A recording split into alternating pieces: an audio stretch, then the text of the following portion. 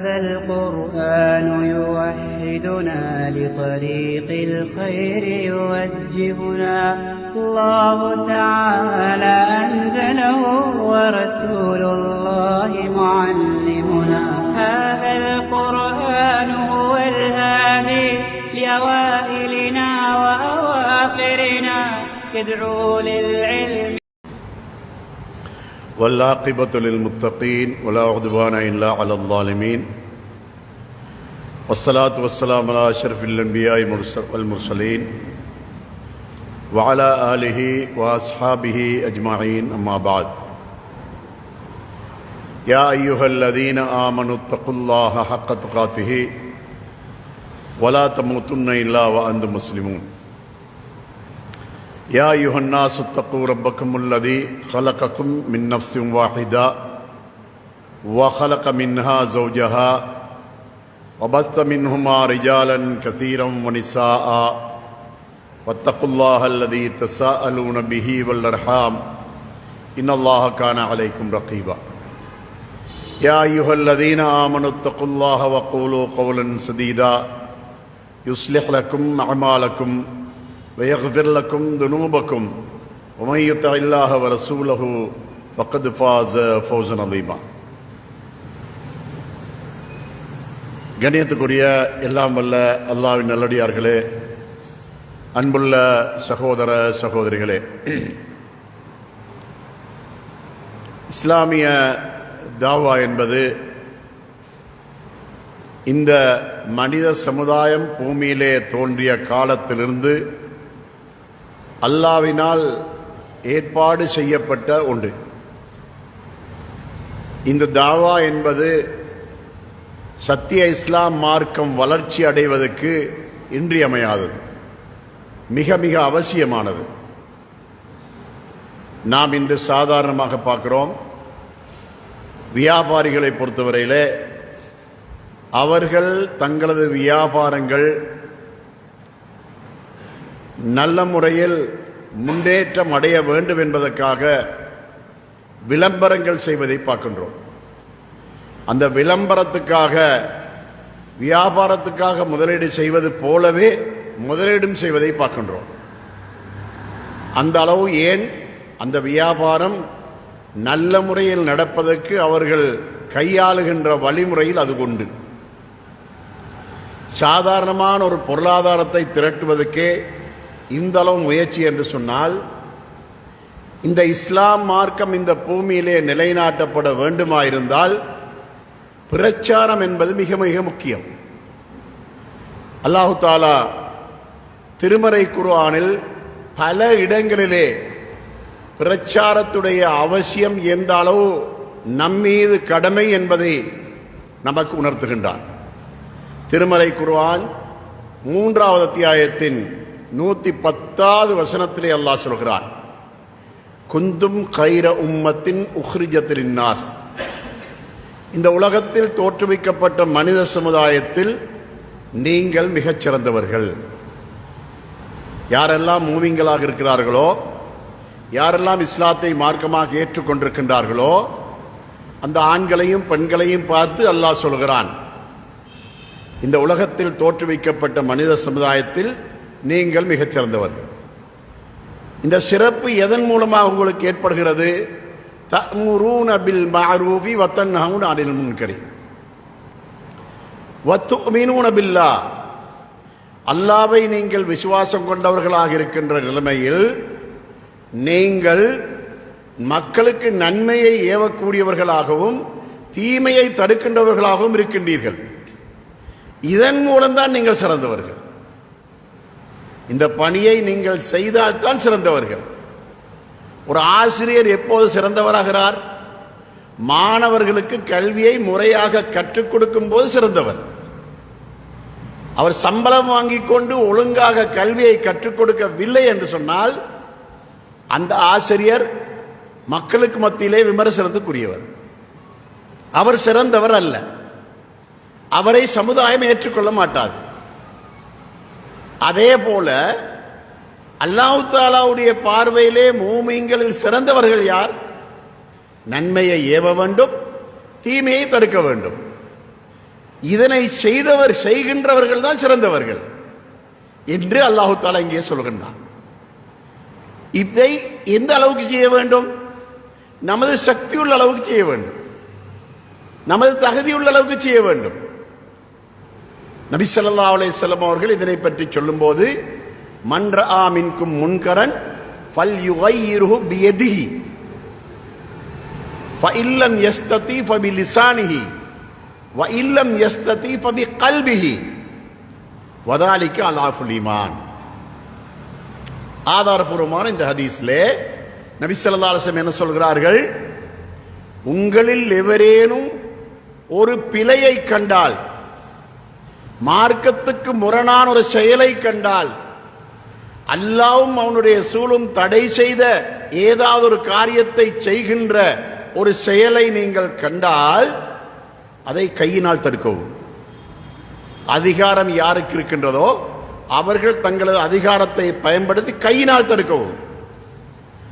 அதற்கு சக்தி இல்லையா, நாவினால் உபதேசம் செய்து தடுக்கவும். அன்பாக, இரக்கமாக, பண்பாக உபதேசம் செய்து தடுக்கவும். அதற்கும் சக்தி இல்லை என்று சொன்னால் அந்த தீமையை வெறுக்க வேண்டும். எப்படி வெறுக்க வேண்டும்? அதில் எந்த விதமான ஒத்துழைப்போ பங்களிப்போ செய்யாமல் அதை விட்டு விலகிவிட வேண்டும். இதுதான் ஈமானின் கடைசி பகுதி. எப்படி? தடுக்காமல் வெறுத்து விலகுவது என்பது ஈமானின் கடைசி பகுதி. இப்ப இந்த நன்மையை ஏவி தீமையை தடுக்கின்ற இந்த பணி இருக்கின்றதே, இந்த பணி ஆண்களுக்கு மட்டுமல்ல பெண்களுக்கும் உரியதுதான் என்பதை 9வது அத்தியாயத்தின் 71வது வசனத்தில் அல்லாஹ் சொல்கிறான். வல் மூமினூன வல் மூமினாத்து பாதுஹும் அவுலியா பாத். மூமினான ஆண்களும் மூமினான பெண்களும் தங்களுக்குள் ஒருவருக்கொருவர் உற்ற நேசர்கள். இந்த நேசம் எதனால் ஏற்படுகின்றது? யஅ்முரூன பில் மஅரூஃபி வ யன்ஹவுன அனில் முன்கர். அவர்கள் நன்மைகளை ஏவுகின்றவர்களாக இருக்கின்றார்கள், தீமைகளை விட்டும் தடுக்கின்றவர்களாக இருக்கின்றார்கள். இந்த வசனத்திலே அல்லாஹு தஆலா ஏற்கனவே சொன்ன வசனத்திலே அல்லாஹ் பொதுப்படையாக சொல்கிறான். பொதுப்படையிலே ஆண்களும் அடங்குகிறார்கள், பெண்களும் அடங்குகிறார்கள். அதாவது இந்த உலகத்தில் தோற்றுவிக்கப்பட்ட மனித சமுதாயத்தில் நீங்கள் மிகச் சிறந்தவர்கள் என்று சொல்லும் போது ஆண்கள் மட்டும் கிடையாது, அதில் பெண்களும் அடங்குகிறார்கள். ஆனால் இந்த வசனத்திலே அல்லாஹ் பிரித்து காட்டுகின்றான், தெளிவுபடுத்துகிறான். மூமினான ஆண்களும் மூமினான பெண்களும் என்று அல்லாஹ் சுட்டிக்காட்டி இந்த இரண்டு சாராருமே நன்மைகளை ஏவுகின்றவர்களாகவும் தீமைகளை தடுக்கின்றவர்களாகவும் இருக்க வேண்டும் என்பதை அல்லாஹ் சொல்லி காட்டுகின்றான். உங்களுக்கு மத்தியிலே உண்மையான சகோதரத்துவம் நிலவ வேண்டுமா இருந்தால் இந்த பணி நடைபெற வேண்டும். அதாவது சொந்தம் பந்தத்தை கொண்டோ, தாய் வழி தந்தை வழி சொந்தத்தை கொண்டோ, அல்லது ஊர் வழி சொந்தத்தை கொண்டோ உங்களுக்கு மத்தியிலே அன்பு நேசம் என்பது கிடையாது. உண்மையான அன்பும் நேசமும் ஏற்படுவதற்கான வழி என்ன? நன்மையை ஏவுகின்றவர்களாக இருக்க வேண்டும், தீமையை தடுக்கின்றவர்களாக இருக்க வேண்டும். இந்த பணியை செய்கின்ற ஆண்களும் பெண்களும் தான் தங்களுக்கிடையிலே ஒருவருக்கொருவர் உற்ற நேசர்கள் என்று அல்லாஹ் தஆலா இந்த வசனத்தினூடாக சொல்லி காட்டுகிறார். ஆனால் இந்த பணி யாருக்குரியது? ஆண்கள் பெண்கள் எல்லோருக்கும் உரிய பணிதான் இந்த பணி. இந்த பணி இந்த நாட்டிலே கடந்த சுமார் 75 வருடங்களுக்கு முற்பட்ட காலத்திலே முஸ்லிம் சமுதாயத்துக்கு மத்தியிலே இது மந்தகரமாக இருந்ததை கண்டோம்.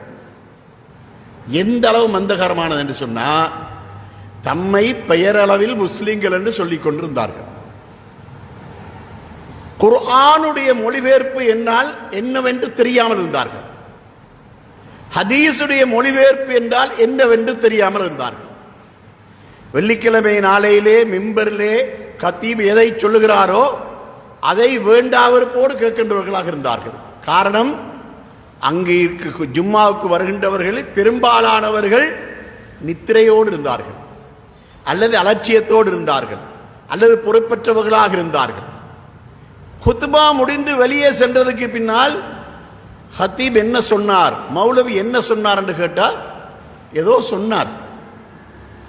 ஏதாவது ஒன்றை சொல்லுங்கள் என்று கேட்டால் தெரியாது. அப்படியான காலமாகத்தான் அந்த காலம் இருந்தது.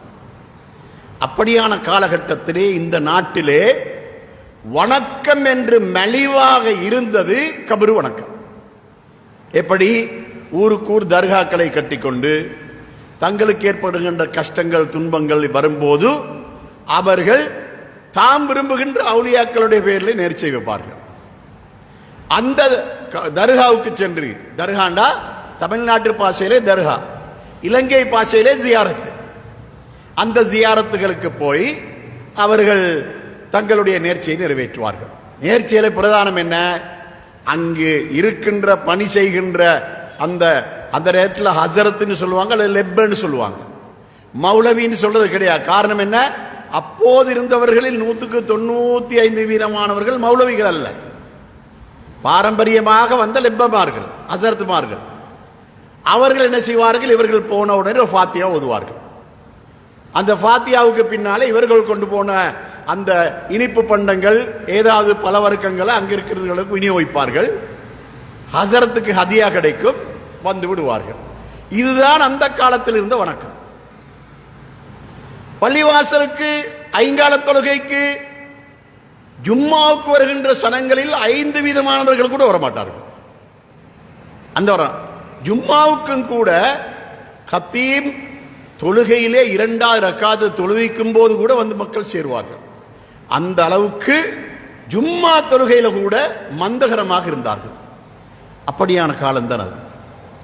அந்த காலத்திலே நாடு பூராக எந்த இடத்திலும் குர்ஆன் சுன்னாவை இன்று நாம் பிரச்சாரம் செய்வது போன்ற பிரச்சார அமைப்பு எங்குமே கிடையாது. இன்னைக்கு நான் பார்க்கிறோம், குர்ஆனுடைய மொழிபெயர்ப்புகள் இருப்பதை பார்க்கின்றோம், ஹதீஸுடைய மொழிபெயர்ப்புகள் இருப்பதை பார்க்கின்றோம். புகாரி, முஸ்லிம், திருமிதி, அபூதாவுத், இந்த ஹதீஸ் கிரந்தங்கள் எல்லாம் பரிபூர்ணமாக மொழிபெயர்க்கப்பட்டு விட்டன. குர்ஆன் பலரால் மொழிபெயர்க்கப்பட்டிருக்கின்றது. 1935ஆம் ஆண்டு காலத்திலே அப்துல் ஹமீத் அந்த பாக்கவி என்று சொல்லக்கூடிய ஒருவர் ரஹிமஹுல்லா, அவரால் மொழிபெயர்க்கப்பட்ட ஒரு மொழிபெயர்ப்பு இருந்தது. ஆனால் அதற்கு பின்னால தற்காலத்திலே பல அமைப்புகளால, பல நபர்களால, பல தனிநபர்களால குர்ஆன் நமது தமிழ் மொழியிலே, தாய்மொழியிலே மொழிபெயர்க்கப்பட்டிருக்கின்றது. இப்போது சாதாரணமான பொதுமக்கள் குர்ஆனை வாசிக்கிறார்கள், ஹதீஸ்களை வாசிக்கிறார்கள். நமது அன்றாட வாழ்க்கையிலே நாம் கற்றுக்கொள்ளக்கூடிய புலூகுல் மராம், அதே போல ரியாது சாலிஹீன், இது போன்ற கிரந்தங்களும் மொழிபெயர்க்கப்பட்டிருக்கின்றன. இப்போது குர்ஆனை பற்றி, ஹதீஸை பற்றி சிந்திக்கக்கூடிய, ஆய்வு செய்யக்கூடிய அந்த வசதி உலமாக்களுக்கு மட்டுமல்ல பொதுமக்களுக்கும் ஏற்படுத்தப்பட்டிருக்கின்றது. இதுக்கு காரணம் என்ன? இந்த தாவாவுடைய வளர்ச்சி. கடந்த 50-75 வருடங்களுக்கு முன்னால இந்த நாட்டிலே இப்படியான ஒரு நிலைமை இல்லாமல் இருந்ததை கண்டோம். இலங்கையிலே இன்று இப்போது இந்த மஸ்ஜிதிலே நாம் தொழுகின்ற தொழுகை என்ன? நபி ஸல்லல்லாஹு அலைஹி வஸல்லத்துடைய கட்டளைக்கேற்ப தொழுகின்றோம். சல்லு கமா ரஅய்துமூனி உஸல்லி, நான் தொழுவதை நீங்கள் கண்டது போல தொழுங்கள். நபி அவர்கள் எப்படி தொழுதார்களோ அது போன்ற தொழுகை தான் இங்கே நடக்கின்றது. இப்பொழுது முடியும் என்றால் இந்த குர்ஆன் சுன்னா அமைப்பில் இல்லாத மஸ்ஜிதுகள் இருக்கின்ற அந்த மௌலைமார்களோ, இமாம்களோ, அந்த நிர்வாகிகளோ எங்களது பள்ளியிலும் நபி ஸல்லல்லாஹு அலைஹி வஸல்லம் தொழுதது போலதான் தொழுகிறோம் என்று துணிந்து சொல்லட்டும் பார்க்கலாம். முடிந்தால் துணிந்து சொல்லட்டும். எங்களது மஸ்ஜிதிலும் நபி தொழுதது போல தொழுகிறோம் சொல்ல முடியாது அவர்களால். காரணம் என்ன? நபி அவர்களுடைய தொழுகையிலே இடம்பெறாத புதிய புதிய நடைமுறைகள் எல்லாம் அவர்களுடைய தொழுகையில இருப்பதை அவர்கள் ஒத்துக்கொள்கிறார்கள். அதற்கு அவர்கள் சமாளிப்பதற்காக பித்அத் ஹசனா என்று ஒரு லேபலும் குத்துகிறார்கள். நாம் என்ன சொல்கிறோம்? நாம தொழுகின்ற தொழுகை முழுவதும் சுன்னத்துன் நபி ஸல்லல்லாஹு அலைஹி வஸல்லம், நபி ஸல்லல்லாஹு அலைஹி வஸல்லம் அவர்களுடைய வழிமுறையில் தொழுகிறோம் என்று அடித்து சொல்கிறோம், தைரியமாக சொல்கிறோம். அவர்களோ நபி அவர்களுடைய தொழுகைக்கு மாத்தமான சில நடைமுறைகளை அவர்கள் ஏற்படுத்தி கொண்டு பித்அத் ஹசனா, அழகிய பித்அத்து என்று சொல்லி அவர்கள் அதற்கு பேர் வைக்கிறார்கள். பித்அத்துன்னா என்ன? குல்லு பித்அத்தின் லலாலா, எல்லா பித்அத்தும் வழிகேடு. குல்லு லலாலத்து பின்னார், எல்லா வழிகேடும் நரகம் செல்லக்கூடியது. இப்ப குல்லு பித்அத்தின் லலாலான்னு சொன்ன எல்லா பித்அத்தும் வழிகேடுண்டா அதிலிருந்து ஒரு பகுதி எப்படி நல்ல பித்அத் ஆகலாம்? இப்படி அவர்கள் தங்களுடைய அந்த தொழுகைக்கு, அவருடைய ஜும்மாவுக்கு, அவருடைய குத்துபாவுக்கு அவர்கள் பித்அத் ஹசனா என்று லேபல் குத்தி கொண்டு அவர்கள் அதை சமாளிக்க பார்க்கிறார்கள். சமாளிக்க முடியாது, ஒரு நாள் சமாளிக்க முடியாது. அதாவது எங்களுடைய அந்த முயற்சியினாலும், நாம் எடுத்த முயற்சியினாலும், நாம் ஜமியத் உலமாவோடு நடத்தின போராட்டத்தாலும் வேறு வழி இல்லாமல் கூட்டு துவா என்பது இஸ்லாத்தில் கிடையாது, அது நபி வழியில் இல்லை என்பதை அகில இலங்கை ஜமியத் உலமா 2004ஆம் ஆண்டு ஒப்புக்கொண்டிருக்கிறது. அது பகிரங்கப்படுத்தப்பட்டும் இருக்கின்றது. ஏன்? நாம் எடுத்த முயற்சி, அந்த தாவாவிலே நாம் எடுத்த முயற்சியின் காரணமாக அப்படியான ஒரு முன்னேற்றம் நடந்திருக்கின்றது. நீங்கள் பரவலாக இலங்கையில் உள்ள இந்த பித்அத் நடக்கின்ற எந்த பள்ளிவாசலுக்கும் போய் ஒரு ஜும்மா தொழுது விட்டு முன்னால பின்னால வலதுல இடதுல எல்லாத்தையும் திரும்பி திரும்பி திரும்பி பாருங்கள். இமாமுடைய துவாவுக்கு ஒரு 10% கூட ஆமீன் சொல்லுவதில்லை. ஆனால் 1950ஆம் ஆண்டுக்கு முன்னால எல்லோரும் ஆமீன் சொன்னார்கள், அத்தனை பேரும் ஆமீன் சொன்னார்கள். இப்போது இமாமுடைய அந்த கூட்டு துவாவுக்கு, அவர் சத்தமாக ஓதுகின்ற துவாவுக்கு 100% கூட நாடு பூராக, இது இலங்கை ஒரு இடத்துல அல்ல, நாடு பூராக உள்ள மஸ்ஜிதுகளிலே 10% கூட ஆமீன் சொல்லுவதில்லை. ஏன்? மக்களுக்கு தெரியும் இந்த கூட்டு துவா நபி வழி அல்ல. நபி ஸல்லல்லாஹு அலைஹி வஸல்லம் அவர்கள் 20,000க்கும் அதிகமான ஜமாத்து தொழுகையை இமாமாக நின்று நடத்தி இருக்கிறார்கள். ஒரு நாளிலாவது ஒரு வக்திலாவது அவர்கள் சத்தமாக துஆ ஓத சஹாபாக்கள் ஆமீன் சொன்னது இல்லை. இது நபி வழி தொழுகையாக இல்லை என்பதை அவர்களும் ஏற்றுக்கொள்கிறார்கள். அவர்கள் இல்லை என்று சொல்லவில்லை, அவர்கள் ஏற்றுக்கொள்கிறார்கள். ஏற்றுக்கொண்டு விட்டுத்தான் பித்அத் ஹஸனா என்று லேபிள் குத்துகிறார்கள். இப்படியான இந்த நிலைமையிலே கடந்த 75 வருடத்துக்குட்பட்ட அந்த காலம் இருக்கின்றது. அந்த காலத்திலே 1973ஆம் ஆண்டு தான் நான் மதரசாவிலிருந்து பாஸ் அவுட் ஆகிறது. ஆனா அல்லாஹ் தஆலா சிலருடைய உள்ளத்துல சில சிந்தனைகளை, குர்ஆன் சுன்னாவுக்கு ஏற்ற மாதிரியான சிந்தனைகள் அல்லாஹ் ஏற்படுத்துவான். இது அல்லாஹ்வுடைய பெரிய ஒரு கிருபை, அல்லாஹ்வுடைய பெரிய ஒரு அருள். இப்ராஹிம் அலைஹிஸ்ஸலாம் நபியாக வருவதற்கு முன்னதாகவே இளைஞராக இருக்கிற நேரத்திலேயே அவர்களுடைய உள்ளத்திலே அல்லாஹ் ஏகத்துவ சிந்தனை ஏற்படுத்தினானே. தந்தை சிலை வணங்குகின்றவர், தந்தை ஒரு கோயில் பூசாரி, தந்தை சிலைகளை கையாள செய்து விற்பனை செய்கின்றவர், அந்த அவர்கள் வாழ்ந்த அந்த பிரதேசம் முழுவதுமே மக்கள் சிலை வணங்கிகள். அப்படியாக இருந்த அந்த மக்களுக்கு மத்தியிலே இப்ராஹிம் அலைஹிஸ்ஸலாம் அவருடைய உள்ளத்திலே அல்லாஹ் ஏகத்துவ சிந்தனை ஏற்படுத்தினான். அவர்கள் மிக நுட்பமாக, அறிவுபூர்வமாக, மக்கள் மறுக்காமல் ஏற்றுக்கொள்ளக்கூடியவாறு சிலை வணக்கம் பிழை என்பதை நிரூபித்து விட்டார்கள். அவர்கள் அடி வாங்காமலே சொல்வதை திருப்பி அதற்கு வேறு விளக்கம் அவர்களால் சொல்ல முடியாத அளவுக்கு சிலை வணக்கம் பிழை என்பதை நிரூபித்து விட்டார்கள். எப்படி? எல்லோரும் அவர்களுடைய திருவிழாவுக்கு சென்ற நேரத்தில் கோயிலுக்குள்ள நுழைஞ்சி ஒரு கடப்பாறை எடுத்து ஒவ்வொரு சிலைக்கு ஒவ்வொரு வகையான காயத்தை ஏற்படுத்தாங்க. ஒன்றோட கை உடைக்கிறாங்க, ஒன்றோட கால் உடைக்கிறாங்க, ஒன்றோட தலை உடைக்கிறாங்க. இப்படி ஒவ்வொன்றுக்கு ஒவ்வொரு காயத்தை ஏற்படுத்தி பெரிய சிலைக்கு மட்டும் ஒன்றும் பண்ணவில்லை, அப்படியே வச்சுட்டாங்க. மக்கள் எல்லோரும் சிலை வணக்கம் புரிகின்ற நேரத்திலே மாலையிலே வந்து பார்த்தபோது சிலைகள் அந்த இடத்திலே அலங்கோலமாக இருக்கின்ற காட்சியை கண்டார்கள். இந்த காரியத்தை செய்தவர் யார் கேட்கிறாங்க. அப்போது அங்கிருந்த இப்ராஹிம் அலைஹிஸ்ஸலாத்துடைய நண்பர்கள், சம வயதுடையவர்கள் சொல்கிறார்கள், இதற்கு எதிராக விமர்சனம் செய்து கொண்டிருந்த ஒரே ஒருவர் இப்ராஹிம் தான், அவரை தவிர வேறு யாரும் செய்திருக்க மாட்டார்கள். சரி, கொண்டு வாருங்கள் இப்ராஹிம். கொண்டு வந்தார்கள். இப்ராஹிம் அலைஹிஸ்ஸலாம் அவர்களை பார்த்து கேட்கிறார்கள், அந்த ஃபால்த ஹாதா பி ஆலிஹத்தினா யா இப்ராஹிம், இப்ராஹிமே எங்களது தெய்வங்களுக்கு இதை நீதான் செய்தாயா கேட்கிறாங்க. கேட்ட உடனே இப்ராஹிம் அலைஹிஸ்ஸலாம் அழகான அறிவுபூர்வமான ஒரு பதில் சொல்றாங்க. நான் செய்தேன் என்று சொல்லவும் இல்லை, நான் செய்யவில்லை என்று சொல்லவும் இல்லை. என்ன சொல்றாங்க? பெரிய சிலையை காட்டி சொல்றாங்க. பல் பாலஹு கபீருஹும் ஹாதா, இதோ பெரிய சிலை இருக்கிறதே, அதுதான் இதெல்லாம் உடைத்தது. அதாவது நான் சொல்லுவதில் உங்களுக்கு நம்பிக்கை இல்லை என்றா, காயப்பட்டிருக்கின்ற தெய்வங்கள் இருக்கின்றனவே, அந்த தெய்வங்கள்ட்ட கேட்டு பாருங்களேன்.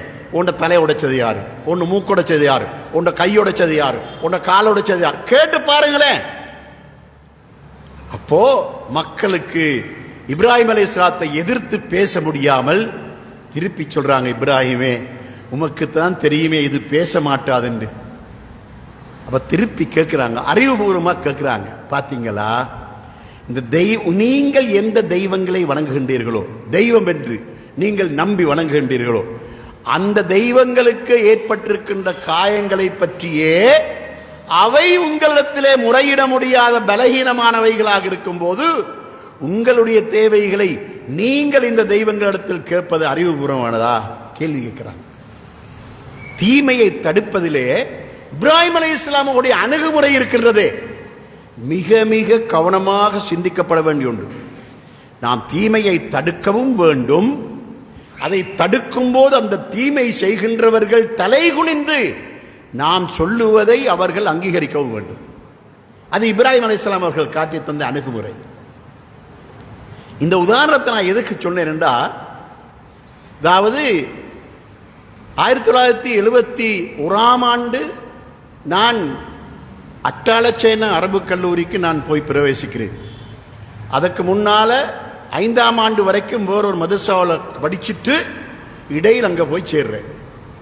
சேர்ந்தா அந்த மதரசாவில் நான் கண்ட ஒரு காட்சி எனக்கு கொஞ்சம் வெறுப்பாக இருந்தது. என்னது? ஒவ்வொரு வியாழக்கிழமை மாலையிலும் மக்ரிபுக்கும் இஷாவுக்கும் இடையில் சுபஹான மௌலிதை மாணவர்கள் ஓத வேண்டும். இது சட்டம். அந்த சபையில் யாரும் கலந்து கொள்ளவில்லை என்றால் தண்டிக்கப்படுவார்கள். அந்த அளவுக்கு கடும் சட்டம். வகுப்புக்கு வராத மாணவனுக்கே மன்னிப்பு இருக்கின்றது. ஆனால் சுபஹான மௌலிது சபையிலே அமராதவனுக்கு மன்னிப்பில்லை. அந்த அளவுக்கு கடும் சட்டம். அந்த இடத்துக்கு நான் போய் பார்த்த உடனே இந்த சுபஹான மௌலிதுக்கு வேட்டு வைக்க வேண்டும் அப்படி சிந்திக்கிறேன். என்ன சிந்திக்கிறேன்டா, மாதம் மதரசாவுடைய நிர்வாக கூட்டம் நடக்கும். அப்போ என்னுடைய வகுப்பு மாணவர்களோடு கலந்து ஆலோசித்து நான் ஒரு கடிதம் எழுதுறேன். எப்படி? அந்த நிர்வாகத்தின் தலைவருக்கு ஒவ்வொரு வியாழக்கிழமை மாலை மக்ரிபுக்கு பின்னால் மக்ரிபுக்கும் இஷாவுக்கும் இடையிலே சுபஹான மௌலிது ஓத வேண்டும் என்பது எங்களது மதரசாவில் சட்டமாக இருக்கின்றது. ஆனா அதாவது அர்த்தம் புரியாமல் ஓதினால் நன்மை கிடைக்காத ஒன்றே ஒன்று குர்ஆன் மட்டும்தான். சுபஹான மௌலிதை அர்த்தம் புரியாமல் ஓதினால் நன்மை கிடைக்க மாட்டாது என்பதை முழு உலகத்து முஸ்லிம்களும் ஏற்றுக்கொண்டிருக்கிறார்கள். அந்த அடிப்படையிலே ஒரு எழுத்துக்கு 10 நன்மை குர்ஆனை ஓதினால் நமக்கு உண்டு. ஆனால் சுபஹான மௌலிதை ஓதினால் அதுக்கு நன்மை இல்லை. ஒரு எழுத்துக்கு 10 நன்மை என்பது சுபஹான மௌலிதுக்கு இல்லை என்பதை எல்லோரும் ஏற்றுக்கொள்கிறோம். அப்படி இருக்கும்போது தயவு செய்து அடுத்த வாரத்திலிருந்து இந்த மக்ரிபுக்கும் இஷாவுக்கும் இடையிலே, வியாழக்கிழமை மக்ரிபுக்கும் இஷாவுக்கும் இடையிலே சுபஹான மௌலிதை ஓதுவதற்கு பதிலாக குர்ஆனை ஓதுவதற்கு ஒரு மாற்றத்தை ஏற்படுத்தி தருமாறு உங்களிடத்தில் அன்பாக வேண்டிக் கொள்கிறோம் என்று எனக்கு வகுப்பு மாணவர்கள் 17 பேர் எல்லாரும் சேர்ந்து ஒப்பம் போட்டு கொடுத்துரும். இப்போ சுபஹான மௌலிதை நாம் எதிர்க்கவில்லை. அது ஷிர்க் என்று சொல்ல போகவில்லை. அது ஷிர்க் என்று சொன்னா உடனே மதரசாவிலிருந்து வெளியே போட்டிருப்பாங்க. அன்று இரவு கூட்டம் நடக்கிற அன்றைக்கு இரவு நித்திர கொண்டு காலையில் போகின்ற அளவுக்கு கூட இடம் தந்திருக்க மாட்டாங்க, வெளியே போட்டுருவாங்க. கட்டாயம் நடந்திருக்கும். ஆனா என்ன சொல்றோம்? இதுதான் தவ்வாவுடைய ஹிக்மத். அதை எதிர்க்கவும் வேண்டும், அவர்கள் ஒப்புக்கொள்கின்ற அளவுக்கு அதை மாற்றவும் வேண்டும். என்ன சொல்றோம்? இந்த சுபஹான மௌலிதுக்கு பதிலாக குர்ஆனை ஓதுவதற்கு எங்களுக்கு மாற்றத்தை ஏற்படுத்தி தருமாறு உங்களை அன்பாக வேண்டிக் கொள்கிறோம் என்ற உடனே கூட்டம் நடக்க தொடங்கி கொஞ்ச நேரத்தில் தலைவர்கிட்ட கையில கொண்டு போய் கடிதத்தை கொடுத்தாச்சு. அப்ப நான் கொடுத்துட்டு வந்துட்டேன். நான் தான் கொண்டு போய் கொடுக்குறேன். வந்ததுக்கு பின்னால அப்ப கூட்டத்தில் என்ன நடக்குது என்பதை சொல்வதற்கு உள்ளுக்கு ஆட்கள் இருக்கிறாங்க. கூட்டம் நடந்து முடிஞ்சு வந்த உடனே சொல்லிட்டாங்க இப்படிதான் நடந்தது. தலைவர் கடிதத்தை எடுத்து பிரித்து வாசிச்சாரா. வாசிச்சுட்டு மாஷா அல்லா மாஷா அல்லா எங்களது மாணவர்கள் முன்னேறிவிட்டார்கள். பக்கத்தில் மற்றவங்க கேட்கிறாங்க, உங்க பாட்டுக்கு முன்னேறிட்டாங்க சொல்றீங்க, என்னாடி சொல்லுங்க, பொறுங்க நான் கடிதத்தை வாசிக்கிறேன். கடிதத்தை வாசிச்சாராம். வாசிச்சுட்டு சொன்னாராம், இது உண்மையிலே நல்ல ஒரு வேண்டுகோள். நாம அடுத்த வாரத்திலிருந்து சுபஹான மௌலிதுக்கு பகரமாக குர்ஆனை நாங்கள் மாற்றிவிடுவோம். அதிலும் ஒரு முக்கியமான ஒரு திருத்தம் என்னவெண்டா, நம்மட மௌலைமார்கள் நாங்கள் நிறைய பேரை பார்க்கிறோம், அம்ம ஜுசு கூட மனப்பாடம் இல்லாத மௌலைமார்கள் இருக்கிறாங்க. நாம இந்த நேரத்தை பயன்படுத்தி ஒரு வாரத்துக்கு ஒரு சூரா மனப்பாடம் கொடுக்க வேண்டும். ஆரம்பத்தில் சுபஹான அந்த அம்ம ஜுசுவிலிருந்து ஒரு சூரா, வல்லுஹாவுக்கு மேற்பட்ட இடத்திலிருந்து ஒரு சூரா மனப்பாடம் கொடுக்க வேண்டும் என்று நாம் ஒரு சட்டத்தை போட்டுடுவோம் என்று உடனே மாத்தம் செஞ்சிட்டாங்க. அப்போ நம்ம எங்கிருந்து தொடங்குறோம்? இது 1971 ஆண்டு. இப்ப இது என்ன 2026. எத்தனை வருஷம்? 55 வருஷம். மதரசாவில் இருந்து ஓதிக்கொண்டிருக்கின்ற காலத்திலே போராடி இருக்கிறோம். அல்ஹம்துலில்லாஹ் இந்த அணுகுமுறையால உடனடியாக அது மாற்றப்பட்டு விட்டது. அன்று முதல் இன்று வரையும் அந்த மதரசாவில் சுபஹான மௌலித் ஓதுவது கிடையாது. அப்போ சுபஹான மௌலிதில் ஷிர்க் இருக்கின்றது என்பது தெளிவாக தெரியும். ஆனால் நாம் அந்த வார்த்தையை பயன்படுத்தி இருந்தால் நம்முடைய தௌவாந்தரத்தில் தோல்வி அடைஞ்சு நாம் என்ன காட்டினோம்? அதை விட இது சிறந்தது முற்படுத்தினோமா? ஏற்றுக்கொண்டு விட்டார்கள். இப்படி அந்த காலத்தில் தாவாவுக்கு எங்கு சென்றாலும் எந்த இடத்துக்கு சென்றாலும் நன்மையை ஏவுவதிலும் ஹிக்மத்தை கடைபிடிக்க வேண்டும், தீமையை தடுப்பதிலும் ஹிக்மத்தை கடைபிடிக்க வேண்டும். அல்லாஹு தாலா திருமறை குர்ஆன் 20வது அத்தியாயத்தின் 125வது வசனத்தில் என்ன சொல்கிறான்? உதுஉ இலா சபீலி ரப்பிக பில் ஹிக்மத்தி வல் மௌஇலத்தில் ஹஸனா. உம்முடைய இறைவனின் பாதையில் நீ மக்களை அழைக்கும் போது நீ மதிநுட்பத்தோடும் அழகிய உபதேசத்தோடும் மக்களை அழைக்க வேண்டும், ஞானத்தோடும் அழகிய உபதேசத்தோடும் அழைக்க வேண்டும். இது ஒவ்வொரு தாய்க்கும் இருக்க வேண்டிய முக்கியமான பகுதி. சகோதரர்களே, இப்படி அந்த காலத்திலிருந்தே தீமையை தடுப்பதிலே நாம் மிக மிக முக்கியமாக நாம் மக்களுக்கு மத்தியிலே அணுகுமுறைகளை கடைபிடித்திருக்கின்றோம். இப்படி இருக்கும்போது 1974 ஆண்டு ஒரு நிகழ்ச்சி நடக்கின்றது. 1974 ஆண்டு கொழும்பு முகத்துவாரம் பள்ளிவாசல்ல நான் ஹத்தீபாக சேர்றேன். ஜனவரி மாதம் சுமார் ஒரு 6 மாதம் கடந்தது பின்னால முஹர்ரம் மாதம் ஹசன் ஹுசைன் மௌலூதோதக்கூடிய காலம். நாம ஹத்தீபாக இருந்தா, இமாமாக இருந்தா வீடுகளுக்கு நம்மை அழைச்சா போகத்தான் வேணும் என்ற அடிப்படையில் ஒரு வீட்டுக்கு போய் ஹசன் ஹுசைன் மௌலித் ஓதி முடிந்ததுக்கு பின்னால ஒரு துஆ ஒன்று கொண்டு வந்து தாராங்க. அதாவது ஒரு டைப் பண்ணின, அதாவது கல்லச்சி சைக்ளோஸ் டைப் பண்ணின ஒரு துஆ ஒன்று கொண்டு தாராங்க. அந்த துஆவை ஓதிக்கொண்டு போனா அதுல வருகிறது, மொழிபெயர்ப்போடு இருக்குது, அரபும் இருக்குது மொழிபெயர்ப்பும் இருக்குது. அல்லாஹும்ம முனஸ்ஸில தௌராத் யௌம ஆஷூரா, அல்லாஹும்ம முனஸ்ஸில் இன்ஜீர் யௌம ஆஷூரா, அல்லாஹும்ம முனஸ்ஸில ஜபூர் யௌம ஆஷூரா, அல்லாஹும்ம முனஸ்ஸிலல் ஃபுர்கான் யௌம ஆஷூரா என்று இருக்குது. என்னது? தௌராத் ஆஷூராவுடைய நாளில் தௌராத்தை இறக்கிய நாயனே, ஆஷூராவுடைய நாளில் ஜபூரை இறக்கிய நாயனே, ஆஷூராவுடைய நாளில் இஞ்சியில இறக்கிய நாயனே. இந்த மூணும் ஆஷூராவுடைய நாள் இறக்கினதா வேறு நாள் இறக்கினதா நமக்கு பிரச்சனையே கிடையாது. அதை பத்தி நமக்கு ஒன்று வந்ததே கிடையாது. ஆனா ஆசூராவுடைய நாளில் அல் குர்ஆனை இறக்கினாயனேன் இருக்கு. இதை வாசிச்ச உடனே என்னுடைய மேலெல்லாம் நடுங்க தொடங்கிச்சு. அல்லாஹ் தஆலா மிக தெளிவாக குர்ஆன்ல ரமலான் மாதத்தில் தான் குர்ஆன் இறக்கப்பட்டது என்றும், இன்னும் தெளிவாக லைலத்துல் கத்ருடைய இரவில் தான் குர்ஆன் இறக்கப்பட்டது என்றும் அல்லாஹ் குர்ஆனில் சொல்லி இருக்கும் போது, இந்த கள்ளச்சில் அச்சிடப்பட்ட இந்த துஆவுல ஆஷூராவுடைய நாளில் அல் குர்ஆன் இறக்கப்பட்டதாக எழுதியிருக்கிறானே, இது எவ்வளவு பெரிய அபத்தம், இது எவ்வளவு பெரிய வழிகேடு என்பதை பார்த்து நான் ரொம்ப கவலையோடு நான் ரூமுக்கு வந்ததுக்கு பின்னால அன்றைக்கு நான் செஞ்ச முக்கியமான வேலை என்னன்னா, என்னுடைய எல்லா வேலையும் வச்சு போட்டு ஹசன் ஹுசைன் மௌலித ஆரம்பத்திலிருந்து கடைசி வரைக்கும் வாசிக்க தொடங்கினேன். அதுக்கு முன்னால வாசிக்க இல்லை, அதுக்கு முன்னால ஓதினது. ஓதுறதுக்கும் வாசிக்கிறதுக்கும் வித்தியாசம் இருக்குது. என்னது? ஓதுறது என்றால் சடங்குக்கு சம்பிரதாயத்துக்கு ஓதிக்கொண்டு போறது. ஆனா வாசிச்சது என்று சொன்னா தேவைக்கு வாசிச்சது. வாசிச்சு பார்த்தா ஷியாக்களுடைய அவ்வளவு கருத்து மதுளுக்கு தான் இருக்குது, ஷிருக்குகள் அவ்வளவு அதுளுக்கு தான் இருக்குது, ஹதீஸுக்கு மாத்தமான கற்பனைகள் எல்லாம் அதுளுக்கு தான் இருக்குது.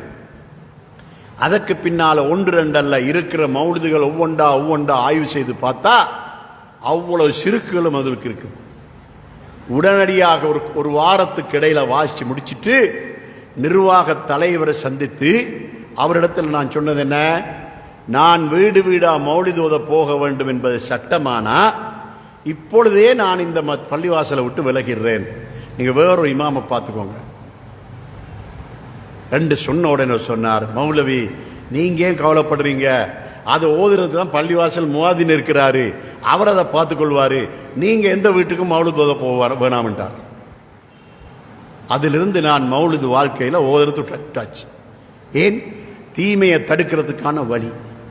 அந்த மஸ்ஜிதில் நான் தொடர்ந்து இருக்க வேண்டுமாயிருந்தால் நிர்வாகத்தில் நாம் வேண்டிக் கொண்ட அந்த வேண்டுகோளை அவர்கள் ஏற்றுக்கொண்டார்கள். இப்படி இருக்கின்ற இது 1974 75 காலங்களிலே கொழும்பு முழுவதிலும் நாம் செய்த தாவாவுடைய அமைப்பு என்னவென்று சொன்னால், நாம் கொழும்பு முழுவதிலும் மக்களிடத்திலே நாம் தாவாவை எடுத்து செல்கின்ற முயற்சியிலே ஈடுபட்டுக் கொண்டிருந்தோம். அந்த நேரத்திலே தான் ஜமாஅத்து தௌஹீத் ஜமாத் என்ற அமைப்பு கொழும்பிலே ஏற்படுத்தப்பட்டு அதனுடைய தலைவராக நிசார் குவத்தி ரஹிமவுல்லா அவர்கள் இருந்தார்கள். குர்ஆன் சுன்னா அமைப்பிலே ஐங்கால தொழுகையும் ஜும்மாவும் தொழக்கூடிய 5 மஸ்ஜிதுகள் இருக்கின்றன இப்போது கொழும்பிலே. அந்த காலத்தில் நமக்கென்று அகில இலங்கையிலேயும் கணக்கு பார்த்தா, அதாவது 1947ஆம் ஆண்டு தொடங்கப்பட்ட ஜமியத் அன்சார் சுன்னத் முஹம்மதியா என்ற பரகாதனியில் உள்ள அந்த அமைப்பின் மூலமாக 4 மஸ்ஜிதுகள் தான் அகில இலங்கையிலும் இருந்தது. அவர்களால் 47ஆம் ஆண்டு காலத்தில் எடுத்த முயற்சியால அவருடைய தாவா எங்களது காலத்துக்கு பின்னால் நடந்தது போல வேகமாக அந்த காலத்தில் செய்வதற்கு தாயிகள் அவர்களிடத்தில் இல்லை என்ற காரணத்தினால அதனுடைய ஸ்தாபகர் அப்துல் ஹமீத் பக்ரி ரஹிமவுல்லா அவர்களால் ஏற்படுத்தப்பட்ட அந்த 4 மஸ்ஜிதுகள் தான் அந்த காலம் வரைக்கும் இருந்தன. அப்படியான அந்த காலகட்டத்திலே நாம பொதுவான எல்லா மஸ்ஜிதுகளிலும் தான் நாம் தொழக்கூடியவர்களாக இருந்தோம். தாவாவை எப்படி செய்தோம் தெரியுமா? மக்கள் எப்போதும் தேவட்டகா தர்காவுக்கு போவார்கள், வேற வேற தர்காக்களுக்கெல்லாம் போவார்கள், மௌலிதுகள் ஓதுவார்கள், கந்தூரி கொடுப்பார்கள், கொடி ஏற்றுவார்கள், கூடெடுப்பார்கள். இப்படியெல்லாம் முஸ்லிம்கள் செய்வார்கள். கிறிஸ்தவ சமுதாயம் எவைகளையெல்லாம் செய்வார்களோ, பௌத்த சமுதாயம் எவைகளையெல்லாம் செய்வார்களோ, அதற்கு போட்டியாக உங்களுக்கு சளைத்தவர்கள் அல்ல நாங்கள் என்று சொல்கின்ற அளவுக்கு இவர்கள் செய்து கொண்டிருந்தார்கள். அப்படி இருந்த காலகட்டத்திலே இவைகளுக்கு எதிராக மக்களிடத்தில் பிரச்சாரம் செய்தோம். தர்கா இடத்தில் செல்வது, ஜியாரம் என்றால் என்ன என்று மக்களுக்கு தெளிவுபடுத்தினோம். ஜியாரத்து செய்வது என்று சொன்னா கட்டப்பட்ட தர்காக்களிடத்தில் செல்வது ஜியாரத்து அல்ல. உண்மையான ஜியாரத் என்றால் மையவாடிகளுக்கு, பொது மையவாடிகளுக்கு சென்று கபராளிகளுக்கு சலாம் சொல்லி அவர்களுக்காக துஆ கேட்கின்ற நடைமுறை தான் ஜியாரத். நபி ஸல்லல்லாஹு அலைஹி வஸல்லம் கற்றுத்தந்த ஜியாரத் என்ன? ஒரு மையவாடி. இப்போ நாம இந்த ஊர்ல ஜியாரத் செய்வதென்றால் இதோ நம்மட சொந்த பந்தங்கள், தாய் தந்தைகள், உடன்பிறப்புகள் மௌத்தாகினா எந்த மையவாடியில கொண்டு போய் அடக்குறோமோ அந்த மையவாடிக்கு நாம் எப்போ போறோம்? இன்றைக்கு ஒரு மையத்தை அடக்கியாச்சு, அடுத்த மையத்தை அடக்குவதற்கு தான் மையவாடி போறோம். அந்த மையத்தை அடக்கியாச்சு, அதுக்கு அடுத்த மையத்தை அடக்கத்தான் மையவாடிக்கு போறோம். ஆனா நபி ஸல்லல்லாஹு அலைஹி வஸல்லம் நமக்கு காட்டிய வழிகாட்டல் அதுவல்ல. உங்களுடைய தாய் தந்தை உடன்பிறப்புகள் உங்களது ஊர் மக்கள் அடக்கம் செய்யப்பட்ட மையவாடிக்கு உங்களுக்கு ஓய்வு கிடைக்கின்ற நேரத்தில் சும்மா போங்க. மையத்தடக்க மட்டுமல்ல போவது, சும்மா போங்க. மரண சிந்தனையோடு, மௌத்துடைய சிந்தனையோடு போங்க. நீங்கள் மையவாடிக்குள் பிரவேசிக்கும் போது அஸ்ஸலாமு அலைக்கும் அஹ்லத்தியாரி மினல் முஃமினீன வல் முஸ்லிமீன் வ இன்னா இன்ஷா அல்லாஹு பிக்கும் லாஹிகூன் அஸ்அலுல்லாஹ லீ வலக்குமுல் ஆஃபியா. கபராளிகளே, அஸ்ஸலாமு அலைக்கும், எங்களது பாவங்களையும் உங்களது பாவங்களையும் அல்லாஹ் மன்னிப்பானாக. ஒரு நாளைக்கு நாங்களும் உங்களோடு வந்து சேர்ந்து கொள்ளவிருக்கின்றோம். சலாம் சொல்லிட்டு வாங்க. அப்ப நாம புறப்பட்டு மையவாடிக்கு போகும்போதும் மரண சிந்தனையோடு போகிறோம். அவர்களுக்கு சலாம் சொல்லும் போது மரண சிந்தனையோடு சலாம் சொல்லுகிறோம். அந்த மையவாடியிலே அடக்கின்ற நம்முடைய இரத்த பந்தங்கள், நம்முடைய உடன்பிறப்புகள், நமது பெற்றோர்களை நினைத்து அந்த இடத்திலே பாவ மன்னிப்பு கேட்கின்றோம். அதை கேட்டுவிட்டு நாம் திரும்பி வருகின்றோம். வீட்டுக்கு வந்து சேரும் வரைக்கும் அந்த சிந்தனையோடு இருக்கின்றோம். அன்று நாள் முழுவதும் நம்முடைய உள்ளத்தில் அந்த சிந்தனை இருக்கும். இந்த ஜியாரத்தை தான் நபி ஸல்லல்லாஹு அலைஹி வஸல்லம் அவர்கள் நமக்கு கற்றுத் தந்தார்கள். இந்த ஜியாரத்தை தான் நாம் செய்ய வேண்டும். இப்போ இந்த இடத்துல நாம செய்யக்கூடிய ஜியாரத் இதுதான். ஆனா கட்டப்பட்ட தர்காக்களிடத்தில் செல்வது தடை. ஏன்? நபி ஸல்லல்லாஹு அலைஹி வஸல்லம் அவர்கள் கபர்கள் கட்டுவது சம்பந்தமாக சொல்லும் போது ஜாபிர் ரலியல்லாஹு அறிவிக்கிறாங்க, நஹா ரசூலுல்லாஹி ஸல்லல்லாஹு அலைஹி வஸல்லம் ஐயுஜஸ்ஸல் கப்ரு வ ஐயுப்னா அலைஹி வ ஐயகுத் அலைஹி. கபர்களை வளைத்து கட்டிடம் கட்டுவதோ, அதற்கு மேல் சீமந்து சுண்ணாம்பு பூசுவதோ, அதன் மீது அமருவதையோ நபி ஸல்லல்லாஹு அலைஹி வஸல்லம் தடை செய்திருக்கிறார்கள்.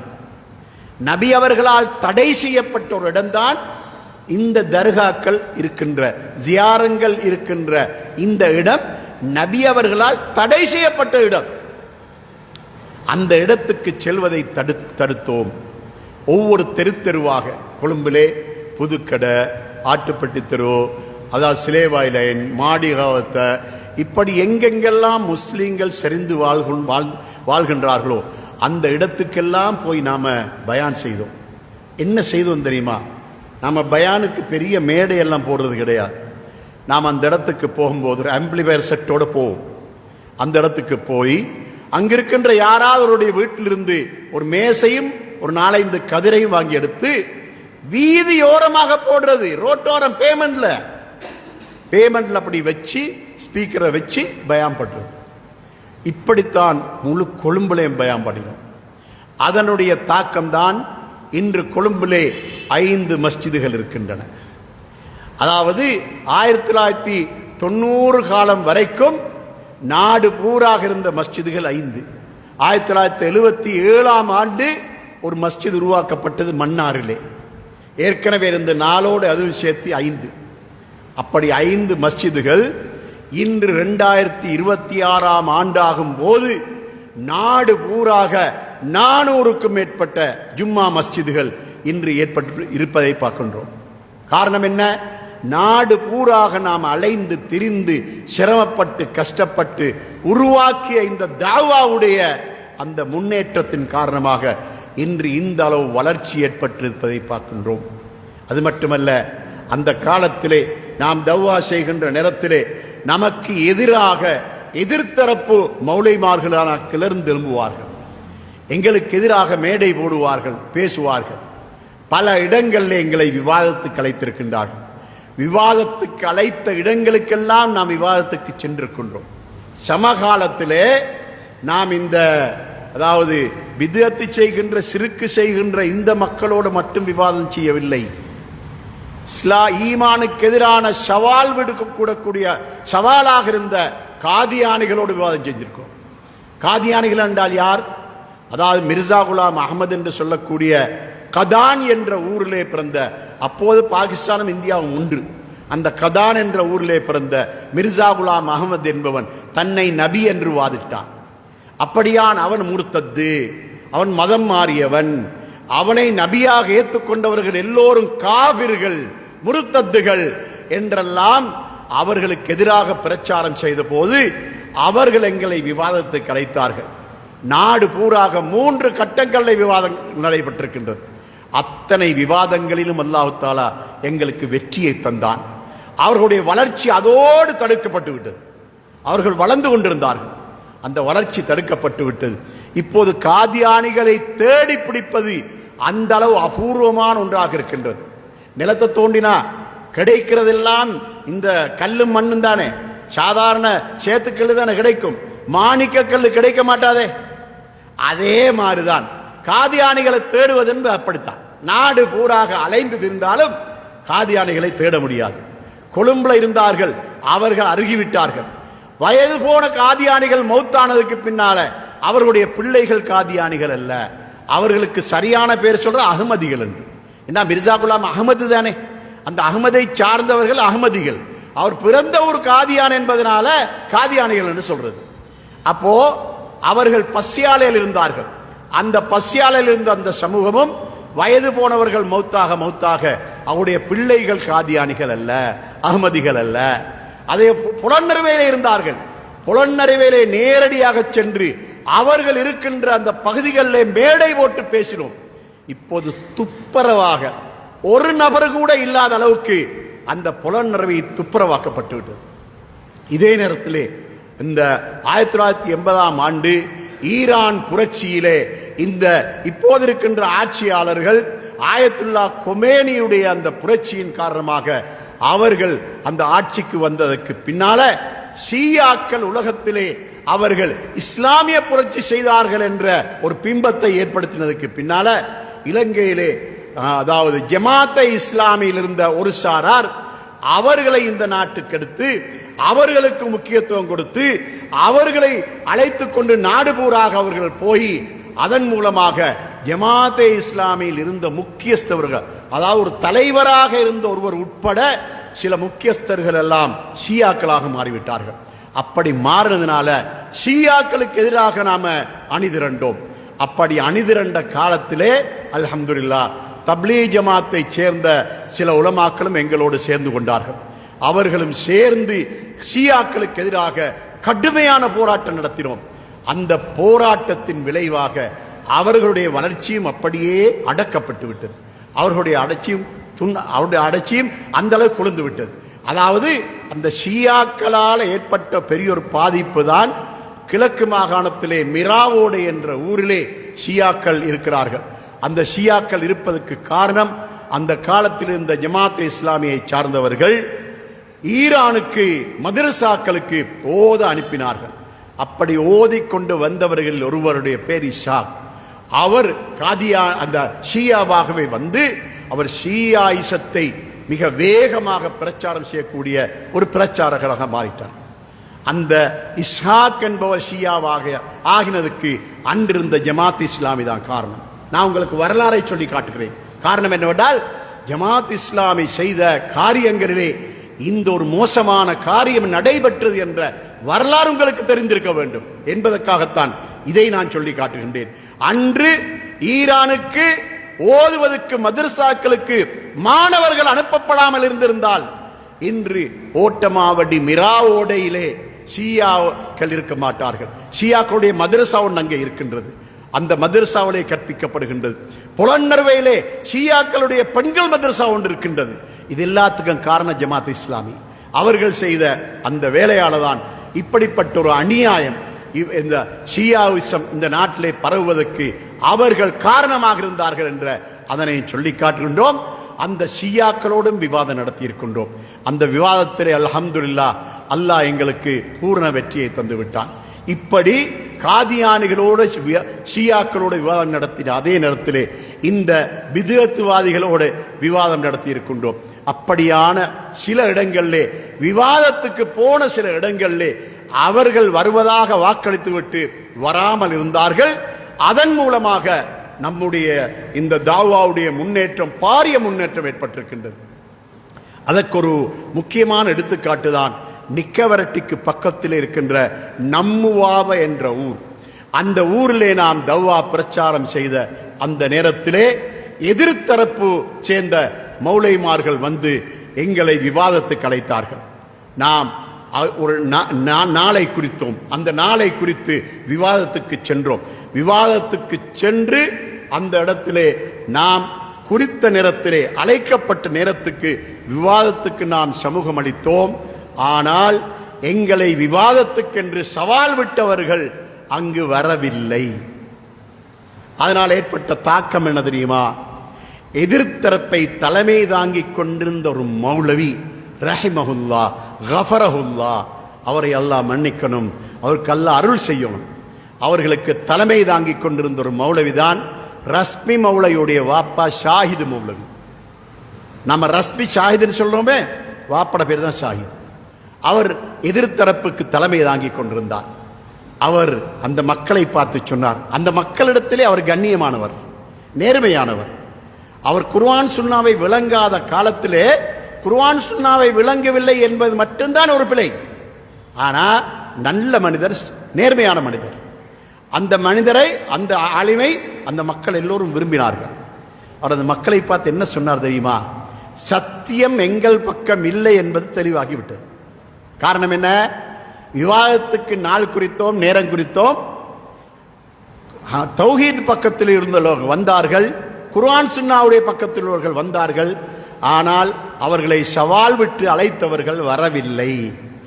அதனால நாம இந்த ஊரை ரெண்டா பிரிக்க வேண்டிய அவசியம் கிடையாது. குர்ஆன் சுன்னா அமைப்பினரோடு சேர்ந்து இந்த ஊரை நாம கட்டி எழுப்புவோம். இந்த பிதுஅத்துகள் எல்லாத்தையும் விட்டுடுவோம், சிறுக்குகள் எல்லாத்தையும் விட்டு விடுவோம், சுன்னாவை நிலைநாட்டுவோம் என்று முடிவுக்கு வந்தார்கள். பள்ளிவாசல் ஏகமனதாக 100% குர்ஆன் சுன்னா அமைப்பிலே மாற்றி அமைக்கப்பட்டு விட்டது. அந்த ஊரிலே குர்ஆன் சுன்னாவுக்கு எதிரான பிதுஅத்து பள்ளிவாசல் கிடையாது. அதற்கு பின்னால சின்ன சின்ன ஊர்களில் உருவாக்கப்பட்ட 5 மஸ்ஜிதுகள் இருக்கின்றன. அத்தனை மஸ்ஜிதுகளும் குர்ஆன் சுன்னா அமைப்பிலே இயங்கக்கூடிய மஸ்ஜிதுகளாக இன்று இருப்பதை காணுகின்றோம்.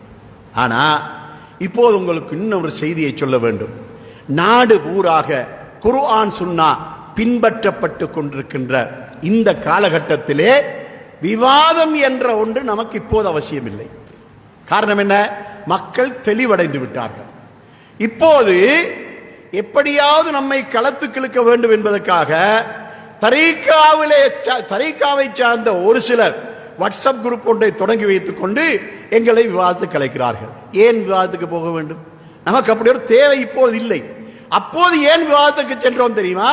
நாடு பூராக மக்களிடத்திலே தெளிவு இல்லை, சத்தியம் இல்லை, குர்ஆன் சுன்னாவுடைய விளக்கம் இல்லை. நாம் விவாதத்துக்கு போய்த்தான் ஆக வேண்டும் என்ற நிர்பந்தம், அதனால போனோம். ஆனால் இப்பொழுது நாடு பூராக எந்த ஒரு கிராமத்திலும் குர்ஆன் சுன்னா விளக்கம் உள்ள மக்கள் இல்லாமல் இல்லை. அந்த அளவுக்கு மக்கள் தெளிவடைந்து விட்டார்கள். அப்படி தெளிவடைந்ததுனால இன்று எங்களை விவாதத்துக்கு அழைத்தா நாங்க போக வேண்டிய எந்த தேவையும் கிடையாது. காரணம் என்ன? அல்லாஹ்வுடைய தீன் தெளிவாகிவிட்டது. அவர்கள் விவாதத்துக்களை அழைப்பது வீண். அவர் அது மட்டுமல்ல, அவர்கள் இப்போது விவாதத்துக்கு அழைத்து கூட்டு துஆவை நிரூபிக்க முடியுமா? முடியாது. அதே போல அவர்கள் ஓதுகின்ற மௌலிதை நிரூபிக்க முடியுமா? முடியாது.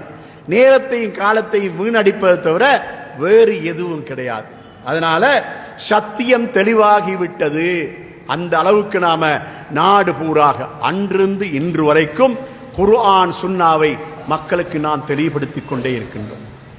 இதோ பாருங்கள், இந்த பேருவல களுத்திர மாவட்டத்தில் பேருவல பகுதி இருக்கின்றது. குறிப்பாக சீனாங்கோட்டை என்று சொன்னா ஷாதுலியாக்களுடைய கோட்டை. சீனாங்கோட்டை என்று சொல்ல மாட்டார்கள், ஷாதுலியா கோட்டை. அப்படியான கோட்டை. அந்த அளவுக்கு அவர்கள் ஷேகின் மீது நம்பிக்கை வைத்துக் கொண்டிருந்தார்கள். அப்படியான அந்த சீனாங்கோட்டையிலே குர்ஆன் சுன்னாவுடைய 2 ஜும்மா மஸ்ஜிதுகள், 3 ஜும்மா மஸ்ஜிதுகள் இப்போது இருப்பதை பார்க்கின்றோம். அந்த அளவுக்கு சீனாங்கோட்டை வளர்ந்திருக்கின்றது.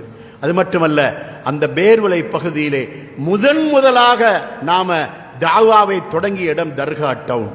அந்த தர்கா டவுன்லே தாவாவை தொடங்கி அந்த இடத்திலே எந்த அளவுக்கு என்று சொன்னால், பயான் செய்து கொண்டிருக்கின்ற நேரத்திலே டியூப்லைட் அடித்தார்கள், பைஸ்கிள் சேனுகளால் கொண்டு வந்து அடித்தார்கள், சிலர் காயப்பட்டார்கள்.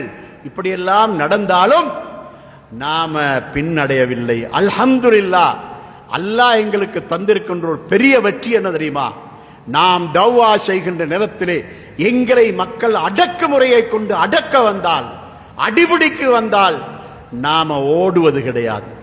நாம உறுதியாக கால வைத்து அந்த இடத்துல முன்னேறுவதை தவிர பின்வாங்கி ஓடுவது என்பது நமது சரித்திரத்தில் இல்லை. அதனாலதான் அல்லாஹ் நமக்கு முன்னேற்றத்தை தந்தார். அந்த தர்கா டவுன்ல அப்படியான நிகழ்ச்சி நடந்ததற்கு பின்னால் நமது தௌவாவை நாம் விட்டுக் கொடுக்கவில்லை, தொடர்ந்து ஈடுபட்டோமா? அல்ஹம்துலில்லாஹ். களுத்துறை மாவட்டத்திலே முதலாக கட்டப்பட்ட ஒரு ஜும்மா மஸ்ஜித் தாருல் மஸ்ஜிதுல் ஹுதா, அந்த தர்கா டவுன்ல இருக்கின்ற அந்த ஜும்மா மஸ்ஜித் தான். அதற்கு பின்னால இரண்டாவதாக கட்டப்பட்டது மஹகொடையில் இருக்கின்ற ஜும்மா மஸ்ஜிது. அதற்கு பின்னால அடுத்த மஸ்ஜிது தான் ரியாது சாலின் என்று சீனாங்கோட்டையில் இருக்கின்ற அந்த மஸ்ஜிது. இப்படியெல்லாம் வந்து களுத்துறை மாவட்டத்திலே இன்று சுமார் 10க்கும் மேற்பட்ட ஜும்மா பள்ளிவாசல் உருவாகி இருக்கின்ற அந்த காரணம், குர்ஆன் சொன்ன அமைப்பிலே உள்ள மஸ்ஜிதுகள் உருவாகி இருக்கிறதுக்கு காரணம், நாம் அங்கு செய்த தாவாவிலே நாம் கால் பதித்து உறுதியாக இருந்தோம், பின்வாங்காமல் இருந்தோம் என்பதனால அல்லாஹ் நமக்கு சிறப்பான முன்னேற்றத்தை தந்தான். நாடு பூராக எந்த இடத்தை எடுத்துக்கொண்டாலும் கூட நாம தாவாவுக்கென்று முன்னேறி சென்றோமே அல்லாமல் நாம் பின்வாங்கினது கிடையாது. அடுத்தது விவாதத்துக்கு எங்களை அழைத்தால் உடனே செல்வோம். அதில் ஒரு முக்கியமான செய்தி என்னவென்றால், 1977ஆம் ஆண்டு புத்தளம் மாவட்டத்திலே ஏத்தாளை என்ற ஊருக்கு தௌவாவுக்கு சென்றோம். அங்கு தௌவாவுக்கு சென்று அந்த ஊரிலே 3 தினங்கள் ஒரு இஜ்திமா செய்து பெரியதொரு முன்னேற்றத்தை கண்டோம். அங்கு ஒரு ஜமாத் நிறுவப்பட்டது, ஒரு குர்ஆன் சுன்னாவுடைய ஒரு மஸ்ஜித் உருவாக்கப்பட்டு ஜும்மாவும் நடைபெற தொடங்கிவிட்டது. இந்த காலகட்டத்திலே கடந்த காலங்களிலே அந்த ஊருக்கு வந்து போய் கொண்டிருந்த ஒரு தங்கள், பூக்கோயா தங்கள் என்றது அந்த தங்களோட பேர். அவரு கொஞ்ச காலம் சுமார ஒரு 7-10 வருஷம் வராமல் இருந்து விட்டு அந்த ஊருக்கு வந்திருக்கிறார். வந்து பார்த்தா கடந்த காலங்களிலே அவருக்கு மரியாதை செய்த மக்களை காணவில்லை. அவர் வருவதாக கேள்விப்பட்டா மக்கள் வீதிக்கு வந்து அவரை வரவேற்றுக் கொண்டு போவாங்க, யாருமே வரவில்லை. மஸ்ஜிதுக்கு வந்து அமர்ந்து கொண்டு அவருக்கு நன்றாக பரிச்சயமான ஒரு ஆளை அழைத்து அவர் கேட்கிறார், ஏன் யாருமே இல்லையே என்னை அழைப்பதற்கு? அவர் என்ன சொன்னார் தெரியுமா? இனி உங்களுக்கு மரியாதை கிடைப்பதை எதிர்பார்க்க முடியாது. காரணம், கொழும்பிலிருந்து தௌஹீத் ஜமாத் என்ற ஒரு சாரார் வந்து இங்கு 3 நாட்கள் ஒரு இஜ்திமா செய்து மக்கள் மாற்றமடைந்து விட்டார்கள். தங்கள்மார்களை இனி ஏற்றுக்கொள்ளக்கூடிய மக்களாக இந்த ஊர் மக்கள் இப்போது இல்லை என்ற உடனே அவர் கடுமையா ஆத்திரப்பட்டு, ஆஹா அப்படி என்றால் அவர்களை உடனே அழைத்து வாருங்கள், நான் அவர்களோடு விவாதம் பண்ண வேண்டும் என்று அவர் துணிச்சலோடு சொல்லிவிட்டார். உடனே எங்களிடத்தில் வந்தார்கள் 3 பேர். வந்து, பூக்கோயா தங்கள் உங்களை விவாதத்துக்கு அழைக்கிறார். அப்படியா? அப்போது நிசார் குவத்தி ரஹிமவுல்லா அவர்களும் மீரான் ஷேக் மீரான் ரஹிமவுல்லா அவர்களும் நானும் 3 பேரும் விவாதத்துக்கு சென்று விட்டோம்.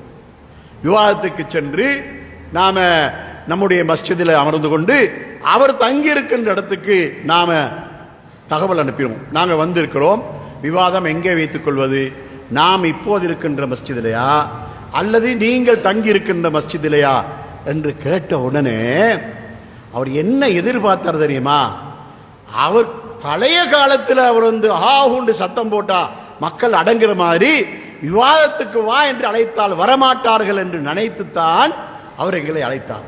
நாம போய் சேர்ந்துட்டோமா, இருக்கிற மான மரியாதை இல்லா போயிடும் பயந்து இப்போது முடியாது, இப்போது நான் எனக்கு தயார் இல்லை. உடனே அழைத்து வா என்று சொன்னவர் என்ன சொல்றார்? இப்போது எனக்கு நேரம் இல்லை வந்து சொன்னார்கள். சரி, எப்போது நேரம் இருக்கு என்று கேளுங்கள் என்று மறுபடியும் தகவல் கொடுத்தோம். அப்போது சொல்கிறார், இன்னும் 1 மாசத்துல நோன்பு வருகிறது, அந்த நோன்பு முடிந்ததுக்கு பின்னால புத்தளம் காசிமியா அரபு கல்லூரியே இந்த விவாதத்தை வைத்துக் கொள்ளலாம், அங்கு கித்தாபுகளும் இருக்கின்றன என்று சொல்லி ஒரு கித்தாபு லிஸ்ட்டை எழுதி அனுப்பியிருந்தார்.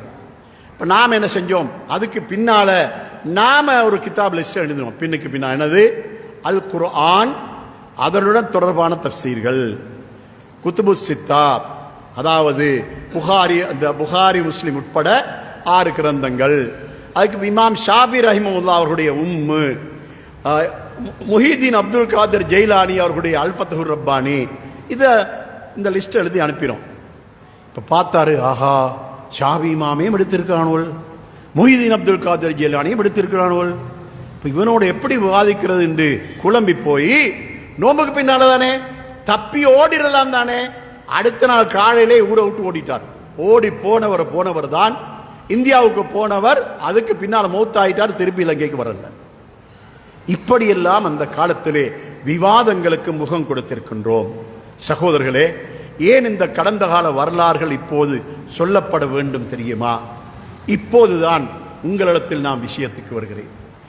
மறுமை நாளில் அல்லாஹ் எங்களை எழுப்பி விசாரிக்கும் போது அல்லாஹ் என்னை பார்த்து நீ செய்த தவா என்ன என்று அல்லாஹ் கேட்டா, நான் உங்களுக்கு சொன்ன இந்த பட்டியல்களையும் சொல்லப்படாத பட்டியல்களையும் நான் அல்லாஹ்விடத்தில் சொல்லுவேன். சொன்னால் அல்லாஹ் ஏற்றுக்கொள்வான். அதே போல என்னோட சேர்ந்து தவா செய்தவர்கள் ஒவ்வொருவரிடத்தில் கேட்டாலும் கூட அவர்கள் ஒவ்வொருவரும் நாம் செய்த தாவாவை அவர்கள் பட்டியல் போட்டு சொல்லுவார்கள். அல்லாஹ் உண்மை அறிந்தவன் தானே, நாம் உண்மை உரைத்தால் அல்லாஹ் ஏற்றுக்கொள்ளக்கூடியவன் தானே, அல்லாஹ் ஏற்றுக்கொள்வான். இப்படி கடந்த 75 வருட காலமாக இந்த நாட்டிலே தாவா செய்த தாயிகள் ஒவ்வொருவரையும் அல்லாஹ் அழைத்து கேட்டால் நாம சொல்லுவோம். இப்போ நான் ஏன் இதை சொல்கிறேன் தெரியுமா? இந்த செய்திகளை காது கொடுத்து கேட்டு கொண்டிருந்த உங்கள் ஒவ்வொருவரையும் அல்லாஹ் அழைத்து இந்த இலங்கையிலே இந்த குர்ஆன் சுன்னாவுடைய இந்த வளர்ச்சி இல்லாத காலகட்டங்களிலே அதற்காக பாடுபட்டு உழைத்தார்களே, அவர்கள் செய்த தாவா போல நீயும் தாவா செய்தாயா? உங்கள் ஒவ்வொருவரையும் பார்த்து கேட்டால் என்ன பதில் சொல்ல போகிறீர்கள்? நான் இப்போது என்ன சொல்கிறேன் தெரியுமா? நாங்கள் தவ்வா செய்த காலத்தில் எங்களோடு உலமாக்கள் மட்டுமல்ல, உங்களை போன்ற பொதுமக்களும் சேர்ந்துதான் தவ்வா செய்தோம். நாங்கள் உலமாக்கள் மட்டும் செய்யவில்லை. அப்படிப்பட்ட அந்த அந்த கடந்த காலத்தில் இருந்த மிகப்பெரிய தியாகிகள் எல்லாம் நிறைய பேர் எங்களை விட்டு மறைந்து விட்டார்கள். அப்படி இருந்த அந்த பொதுமக்களை போல நீங்களும் இந்த பணியை செய்ய வேண்டுமா இல்லையா? இங்கு வந்திருக்கின்ற ஆண்களையும் பெண்களையும் பார்த்து நான் கேட்பது என்ன தெரியுமா? நீங்கள் முதலாவது என்றது அல்லாஹு தாலா திருமறை குர்ஆன் 26வது அத்தியாயத்தின் 214வது வசனத்திலே அல்லாஹு தாலா நபியை பார்த்து சொல்கிறான், வாழ்ந்திர அஷீரத்தக்கல் அக்ரபீன், உங்களுடைய நெருங்கிய உறவினர்களுக்கு அச்சமூட்டை எச்சரிக்கை செய்வாயாக என்று அல்லாஹ் சொன்னான். நபி ஸல்லல்லாஹு அலைஹி வஸல்லம் உடைய தாவாவின் முதலாவது கட்டம் என்ன? தனக்கும் தன்னுடைய மனைவிக்கும் பிள்ளைகளுக்கும். இரண்டாவது கட்டம் என்ன? அல்லாஹ் சொன்னது குடும்பத்துக்கு சொல்லு. குடும்பத்துக்கு சொன்னதற்கு பின்னால் தான் ஊர் மக்களுக்கு சொல்லு என்று அல்லாஹ் சொன்னான். இப்போது இங்கு வந்திருக்கின்ற உங்கள் ஒவ்வொருவரையும் நான் பார்த்து கேட்கின்றேன். உங்களுடைய குடும்பத்தை சார்ந்தவர்களே, சிலருடைய தந்தை பிதுஅத்திலே இருப்பார், சிறுக்கிலே இருப்பார். நீங்கள் மட்டும் குர்ஆன் சுன்னாவில் இருப்பீர்கள். அந்த தந்தைக்கு நீங்கள் தெளிவுபடுத்தினீர்களா? அவரை முடிந்த அளவுக்கு அவர்களை நல்ல வழி கலக்க முயற்சி செய்தீர்களா? உங்களால் தனிமையாக முடியாவிட்டாலும் உங்களுக்கு தெரிந்த உலமாக்களை அழைத்தாவது அவர்களுக்கு நீங்கள் வழிகாட்ட முயற்சி செய்தீர்களா? இது உண்டு. இரண்டாவது, உங்களோட உடன்பிறப்புகளில் ஒரு சிலர் குர்ஆன் சுன்னா வழியில் இல்லாமல் இருக்கலாம். அவர்களுக்காக நீங்கள் முயற்சி எடுத்தீர்களா? அவர்களுக்கு சத்தியத்தை சொல்ல முயற்சி எடுத்தீர்களா? இதற்கும் அல்லாஹ் தஆலா கேள்வி கேட்பான். இது இரண்டாவது கட்டம். மூன்றாவது கட்டம், உங்களது அயலவர்கள். அந்த அயலவர்களுக்கு நோய் வந்தால் பார்க்க செல்கிறீர்கள், வறுமைப்பட்டால் உதவி செய்கின்றீர்கள், நோன்பு வந்தால் சதகா கொடுக்கின்றீர்கள், ஜக்காத்துடைய காலத்திலே ஜக்காத்தை கொடுக்கின்றீர்கள். இப்படி எல்லா வகையிலும் அவர்கள் ஒத்து போகிறீர்கள். அவருடைய திருமணம் ஒன்று நடந்தால் அதிலே போய் பங்கெடுக்கின்றீர்கள். ஏழைகளாக இருந்தால் அந்த திருமண நிகழ்ச்சியை நடத்துவதற்கு உதவி செய்கின்றீர்கள். இப்படியெல்லாம் செய்கின்ற நீங்கள் அவர்களுக்கு தவ்வா செய்தாலும் அவர்கள் மறுக்க மாட்டார்கள். சொன்னீர்களா? குர்ஆன் சுன்னாவுடைய முக்கியத்துவத்தை உங்களது அயல் பாகத்தில் உள்ளவர்களுக்கு சொன்னீர்களா? அவர்களுடைய எல்லா உலக காரியங்கள் எல்லாவற்றிலும் அவர்களோடு நீங்கள் சேர்ந்து போகின்றீர்களே, அப்படியான உங்களை பார்த்து அல்லாஹ் மறுமையில் கேட்டால், உன அண்டை வீட்டானுக்கு நீ சதக்கா கொடுத்தாய், நோய் வந்தால் பார்க்க சென்றாய், பாதையிலே கண்டால் நீ அவனோடு பண்பாக நடந்து கொண்டாய், இரக்கமாக நடந்து கொண்டாய், எல்லாமே செய்தாய். ஆனா உனக்கு தெரிந்த சத்தியத்தை உனது பக்கத்து வீட்டானுக்கு சொன்னாயா? உன்னுடைய கடையிலே தொழில் வாக்கின்ற அந்த வேலைக்காரனுக்கு சொன்னாயா? உன்னுடைய தோட்டத்துக்கு வேலை செய்ய வருகின்றானே அந்த வேலைக்காரனுக்கு சொன்னாயா? அல்லாஹ் இந்த கேள்விகளை கேட்பான். நாம என்ன பதில் சொல்ல போகின்றோம்? ஆண்களையும் பெண்களையும் பார்த்து சொல்கின்றேன். குறிப்பாக பெண்களை பார்த்து சொல்வது என்ன தெரியுமா? நீங்கள் ஏதாவது உங்களுடைய பொழுது போவதற்காக என்ன செய்வீர்கள்? உங்களுடைய சொந்த பந்தங்களை பார்க்க செல்வீர்கள், அவர்களிடத்திலே உறவாடுவீர்கள். உங்களுடைய கூட பிறந்தவர்கள், உங்களுடைய சாட்சி பெரியம்மா, சாச்சா பெரியப்பா, அவங்களோட வீடுகளுக்கு செல்வீர்கள், உங்களுடைய இரத்த பந்தங்களை பார்க்க செல்வீர்கள். அப்படியெல்லாம் செல்கின்ற நீங்கள் உலக காரியங்கள் நிறைய அம்சங்களை பேசுவீர்கள். அதாவது அவருடைய சுகதுக்கங்கள், யாராவது மூத்தாயினா அந்த மையத்தோடு சம்பந்தப்பட்டது, அவர்கள் ஏதாவது திருமணங்கள் சம்பந்தப்பட்டது, எல்லாவற்றையும் உலக விஷயம் எல்லாத்தையும் பேசுறீங்க. அப்படி பேசுற நீங்க அவர்களிடத்துல நாம பின்பற்றுகின்ற இந்த குர்ஆன் சுன்னாவை அவங்களுக்கு சொன்னீங்களா? அவர்கள் பித்அத்திலே இருப்பார்கள், பித்அத்தை பற்றி தெளிவில்லாமல் இருப்பார்கள், ஷிர்க் செய்து கொண்டிருப்பார்கள். அப்படியானவர்கள் நீங்கள் பேசுகின்றீர்களா? அது மட்டுமல்ல, அதாவது கடந்த ஒரு 30-35 வருடங்களுக்கு முற்பட்ட, ஒரு 40 வருடங்களுக்கு முற்பட்ட காலத்தை விட இந்த காலம் ஒரு பொன்னான காலம். அந்த காலம் என்ன? யாருக்காவது போன் பேச வேண்டும் என்றா லேண்ட் போன்ல தான் போன் பேச வேண்டும், மொபைல் போன் என்பது கிடையாது அந்த காலம். இப்போது ஒரு வீட்டில் ஆளுக்கு ஒரு போன் அல்ல, ஆளுக்கு 2 போன் 3 போன் இருக்கின்றது. ஒரு நெட்வொர்க் அல்ல, டயலாகா அல்லது ஹட்ஸா அல்லது ஏர்டெல்லா அல்லது மொபிட்டெல்லா, இப்படி ஒவ்வொரு வகையான ஒரே போன்ல டபுள் சிம் இருக்கின்றது. அதில் ஒன்று டயலாகா இருக்கும், மற்ற மொபிட்டெல்லா இருக்கும். இப்படியெல்லாம் போன் வசதி நம்மிடத்தில் இருக்கின்றது. அப்படி இருக்கின்றவர்களிடத்திலே வாட்ஸ்அப் இல்லாதவர்கள் இல்லை, டேட்டா இல்லாதவர்கள் இல்லை. அப்படி இருக்கின்ற பெண்களை பொறுத்தவரை சொல்கிறேன், நீங்கள் ஃபேஸ்புக்கில் நல்ல ஒரு பயானை பார்க்குறீங்க. அந்த பயானை பார்த்தா நீங்க என்ன செய்யணும்? சொந்த பந்தங்களுக்கு போன் எடுத்து பேசுற நீங்க அந்த பயானை உங்களோட குடும்பத்தில் யார் யாரெல்லாம் உங்களுக்கு தொடர்பு இருக்கின்றதோ அவர்கள் எல்லாருக்கும் ஷேர் பண்ணணும். நீங்க கேட்ட பயானை அவங்களையும் கேட்க வைக்கணும். அதே போல ஆண்களும் தான். அதாவது இந்த மொபைல் போன் இருக்கின்றது, இது அல்லாஹ் நமக்கு தந்த ஒரு நிஅமத். இது நிறைய பேர் வழிகேடுன்னு சொல்லுவாங்க. இல்லை, கத்தி ஆபத்தா? இல்லை, ஆபத்தும் தான் நன்மையும் தான். அதை நல்ல வழியில் பயன்படுத்தினால் நன்மை, பாவமான வழியில் பயத்தினால் பாவம். ஒரு மரக்கரிய, ஒரு மாம்பழத்தை வெட்டினா நன்மை, ஒருவனுக்கு குத்தினால் ஹராம், பாவம். இதான் கத்தி. இதே மாதிரி மொபைல் போன், அதில் பாவங்களை பயன்படுத்தாமல் நன்மைக்கு பயன்படுத்தினால் அதனூடாக நிறைய தௌவா செய்ய முடியும். இன்னைக்கு நான் பார்க்கிறோம், அதாவது இன்றைக்கு நடந்த குத்பா முடிஞ்சு எனக்கு அசருக்கு முன்னால ஒருவர் கோல் பண்ணி இடத்துல கேட்கிறாரு, நீங்க கொஞ்ச நாளா சுகையினம் என்று சொல்லி குத்பாக்கள் போகாம இருந்துறீங்களே, இன்றைய தொடங்கிட்டீங்களா? அப்ப எங்கட பள்ளிக்கு எப்ப வாரீங்க? ஏன் ஃபேஸ்புக்கில் வந்த அந்த குத்பா நிகழ்ச்சியை பார்த்துட்டு அதை எனக்கு ஷேர் பண்ணியும் அனுப்பிட்டு என்னிடத்துல கேள்வி கேட்கிறார். இந்த அளவுக்கு இன்றைக்கு மக்களுக்கு தாவா போய் சேர்ந்து கொண்டிருக்கின்றது. அதனால இதனூடாக நாம இந்த தாவாவை நாம் கட்டாயமாக கொண்டு செல்ல வேண்டும். அதனால நமக்கெல்லாம் ஒரு பொறுப்பு இருக்கின்றது. நமக்கு யார் யாரெல்லாம் தொடர்பாக இருக்கின்றார்களோ அவர்கள் ஒவ்வொருவருக்கும் நமது சக்தியுள்ள அளவுக்கு நாம் சொல்ல வேண்டும். அல்லாஹ்வுடைய தூதர் என்ன சொல்றாங்க? இத்தகுல்லாஹ மஸ்ததாத்தும். உங்களுக்கு எந்த அளவு சக்தி இருக்கின்றதோ அந்த அளவுக்கு அல்லாஹ்வை அஞ்சி நடந்து கொள்ளுங்கள் என்று சொன்னார்கள். அந்த அடிப்படையில்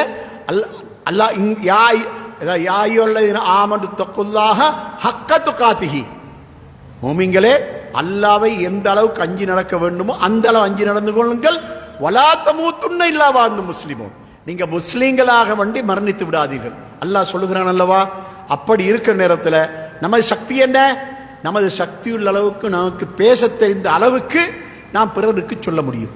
நான் இவ்வளவு நேரமாக ஒரு மணித்தியாலத்துக்கு மேற்பட்ட நேரம் உங்களோடு பேசிக் கொண்டிருக்கின்றேன்.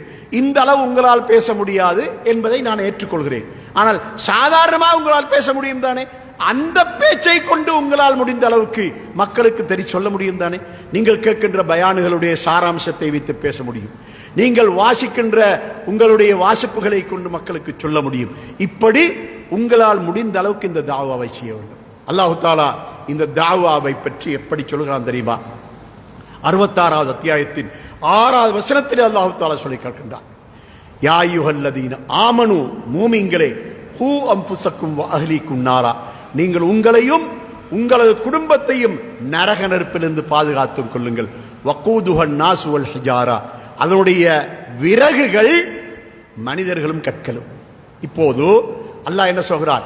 இந்த தாவாவை உலமாக்கள் மட்டும் செய்வதில்லை, ஒவ்வொரு குடும்ப தலைவனும் செய்ய வேண்டும். இந்த திருமறை வசனம் என்ன சொல்கிறது? ஒவ்வொரு குடும்ப தலைவனும் தாவா செய்ய வேண்டும். எப்படி? தந்தை தனது மனைவி தனது பிள்ளைகளுக்கு அவர் தனக்கு தெரிந்த சத்தியத்தை சொல்ல வேண்டும். குத்பாவுக்கு ஜும்மாவுக்கு வந்துட்டு போகிறார், வீட்டுக்கு போனா மனைவி ஜும்மாவுக்கு வரவில்லை அல்லவா? இங்கு நடந்த குத்பாவுடைய சாராம்சத்தை நீங்கள் வீட்டுக்கு சென்று பகலுணவு உண்ணுவதற்கு முன்னால மனைவிக்கு சொல்லி முடித்து விட வேண்டும். உங்களது மனைவியும் உங்களது பெண் பிள்ளைகளும் வீட்டில் இருந்தால் அவர்களுக்கு நீங்கள் சொல்லி முடிக்க வேண்டும். இந்த பழக்கம் நம்மிடத்தில் இருக்கின்றதா? இந்த கேள்வியை நான் கேட்கிறேன். உங்களுடைய மனச்சாட்சியை தொட்டு பதில் சொல்லுங்க. எப்படி? ஒரு ஜும்மாவுக்கு வாரீங்க, குத்துபா நிகழ்த்தப்படுகிறது. அந்த குத்துபாவுடைய உரையில் உள்ள சாராம்சம், அந்த இடத்துல ஒரு அரை மணி நேரம் 3/4 மணி நேரம் அல்லது 40 நிமிஷம் குத்துபா நடத்தப்படுகிறது. அந்த குத்துபாவை 40 நிமிஷம் சொல்ற அளவுக்கு உங்களால் சொல்ல முடியாது, தெரியும். ஆனா சாராம்சத்தை 4 நிமிஷத்தில் சொல்லிவிடும். குத்துபாவுடைய சாராம்சத்தை 4 நிமிடத்தில் சொல்ல முடியும். அப்போ மனைவி சாப்பாடு போட்டு கொண்டிருக்கின்ற நேரத்திலேயே அவங்களுக்கு பக்கத்திலேயே உட்கார்ந்து கொண்டு மனைவிக்கும் அங்க பெண் பிள்ளைகளுக்கும், வாங்க இன்றைக்கு குத்துபா இப்படித்தான், இன்ன தலைப்பில் தான் ஓதப்பட்டது, இன்னென்ன விடயம் சொல்லப்பட்டது, இதை ஒவ்வொரு வாரமும் நாம் கடைபிடிப்போமா இருந்தால் பள்ளிவாசல்லே நடக்கின்ற அந்த செய்தி அவ்வளவும் வீட்டுக்கு போய் சேர்ந்து கொண்டே இருக்கும். பொது பயான் ஒன்றுக்கு போனால் அந்த பயானிலே கிடைக்கின்ற அவ்வளவு செய்தியும் நம்முடைய வீட்டுக்கு போய் சேர்ந்து கொண்டே இருக்கும். அதனால நம்முடைய பொறுப்பு இருக்கின்றது, நம்முடைய கடமை இருக்கின்றது. நாம் அல்லாஹ்விடத்திலே விசாரிக்கப்படுவோம். மறுமையிலே அல்லாஹ் நம்மை பார்த்து கேள்வி கேட்க இருக்கின்றான். அதனால் நமக்கு எந்த அளவு சக்தி இருக்கின்றதோ அந்த சக்தி அளவுக்கு கேள்வி கேட்பான். எந்த அளவு சக்தி உண்டோ அந்த சக்தியுள்ள அளவுக்கு கேள்வி கேட்பான். வீட்டுக்கு ஒரு வேலைக்காரன் வருகிறான், அவனுக்கு தோட்ட வேலை மட்டும்தான் செய்ய தெரியும். நீங்க அவனுக்கிட்ட எலக்ட்ரிக்கல் வேலையை கொடுக்க மாட்டீங்க, ஏன்னா அவனுக்கு அது தெரியாது. அப்ப தோட்ட வேலை செஞ்சவன் தோட்ட வேலை தான் செய்வான். எலக்ட்ரிக்கல் வேலை செய்ய ஒருவன் வருகிறான், அவனுக்கு அது மட்டும்தான் தெரியும், அவனுக்கு எனக்கு வேல்டி வேலையை கொடுக்க மாட்டீங்க, ஏன்? அவனுக்கு அந்த வேலை தெரியாது. அதே மாதிரி அல்லாஹ் கேள்வி எதை வச்சு கேட்பான்? நம்முடைய சக்தியை வச்சு கேள்வி கேட்பான். நீ இந்த பணியை உன்னுடைய சக்தி உள்ள அளவுக்கு எந்த அளவு செய்தாய் என்று கேள்வி கேட்பான். ஆகவே நான் உங்களுக்கு கடைசியாக நான் உங்களுக்கு சொல்ல வருவது என்னவென்றால், கடந்த காலங்களிலே, கடந்த 75 வருட காலங்களாக இந்த நாட்டிலே இந்த குர்ஆன் சுன்னாவுடைய தாவா எந்த அளவு நடந்ததோ அதை பன்மடங்காக நாம் முன்னேற்றுவதற்கு, வளர்ச்சி அடைய செய்வதற்கு ஒரு அழகான வழிதான் நாம எல்லோரும் சேர்ந்து இந்த தாவாவை செய்வோம். நாம பயான் பண்ண வந்தா நாம் மட்டும் சொல்லிட்டு போக கூடாது. இந்த செய்தியை நீங்கள் ஒவ்வொருவரும் மக்களுக்கு எத்தி வைக்க வேண்டும்.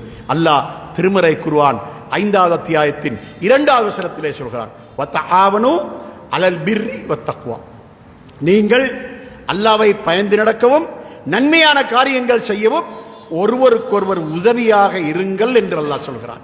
இந்த அடிப்படையில் நாம் என்ன செய்யலாம்? இந்த தாவாவை செய்வதற்காக ஒருவருக்கொருவர் உதவியாக இருக்க வேண்டும். உலமாக்கள் என்ன சொல்லுகிறார்களோ அந்த செய்திகளை நாம் மக்களிடத்திலே கொண்டு போய் சேர்க்க வேண்டும். வல்ல ரஹ்மான் என்னையும் உங்களையும் சத்திய மார்க்கத்துக்காக பாடுபடக்கூடிய தியாகிகள் கூட்டத்திலே ஆக்கியருவானாக. வ ஆகிரு தஅவானா அனில் ஹம்துலில்லாஹி ரப்பில் ஆலமீன்.